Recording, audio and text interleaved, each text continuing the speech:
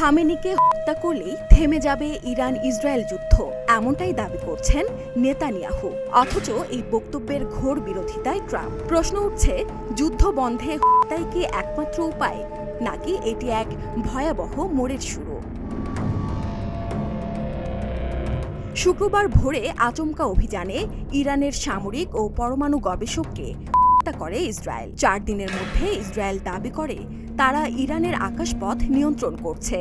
হামলা আরও জোরদার করার হুমকিও আসে। এমন প্রেক্ষাপটেই খামেনিকে হত্যার প্রস্তাব দেন নেতানিয়াহু।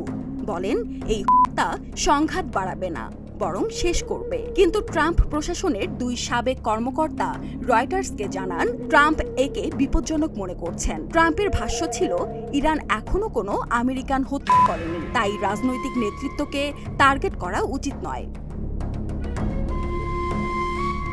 নেতানিয়াহুর বক্তব্যে আন্তর্জাতিকভাবে নতুন বিতর্কের জন্ম হয়েছে। রাষ্ট্রীয় নেতৃত্বকে হত্যা কি শান্তির পথ খুলবে, নাকি এটি আরও বড় সংঘাতের দুয়ার খুলবে, সেটি এখন সময় বলবে। সুরাইয়া শুভ্রা, প্রতিদিনের বাংলাদেশ।